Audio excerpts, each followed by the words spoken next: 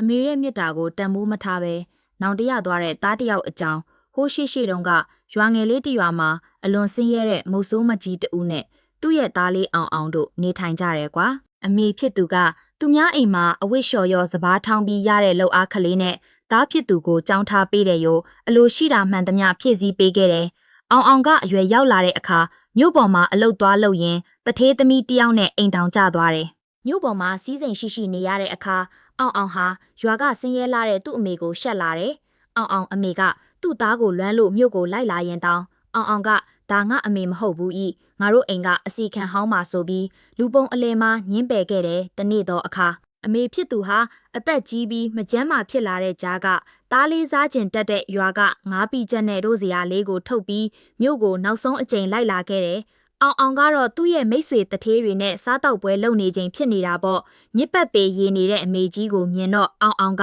ဒေါသတကြီးနဲ့ခမားပါလို့ခဏလာနေတာလေကျုပ်မှာအရှက်မရှိတော့ဘူးဒီထမင်းထုတ်ကြီးကိုလည်းယူသွားကျုပ်တငယ်ချင်းတွေမြင်ကုန်နေအောင်မယ်ဆိုပြီးအမေဖြစ်သူကိုတွန်းထုတ်လိုက်တယ်အမေကြီးဟာဝမ်းနဲလုံးလို့မျက်ရည်တွေနဲ့ပဲရွာကိုပြန်သွားခဲ့ရတယ်လအနှဲငယ်ကြာတော့အောင်ရဲ့စီးပွားရေးတွေပျက်စီးပြီးအိမ်အောင်ရေးလဲအစင်မပြေဖြစ်လာတယ်စိတ်သက်ကြနေတဲ့အချိန်မှာသူ့ရဲ့တငယ်ချင်းတယောက်ကအောင်မေဆုံးသွားပြီဖြစ်ကြောင်းသတင်းလာပြောတယ်အောင်ဟာရွာကိုအပြေးအလွှားပြန်သွားတဲ့အခါ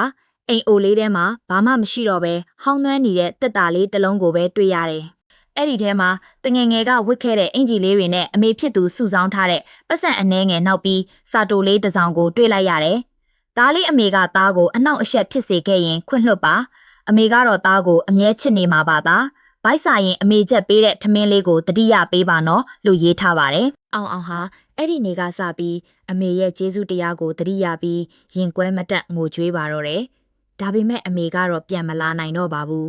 အမေဆိုတာအစားထိုးလို့မရတဲ့ယတနာပါမိဘရဲ့ကျေးဇူးကိုမတိတတ်တဲ့သူဟာဘလောက်ပဲချမ်းသာပါစေစိတ်နှလုံးဆင်းရဲရတတ်ပါတယ်နောင်တဆိုတာအမြဲတမ်းနောက်ကျတတ်တယ်မိဘတွေရှိနေစဉ်မှာပဲပြုစုစောင့်ရှောက်ဖို့တန်ဖိုးထားဖို့အရေးကြီးပါတယ်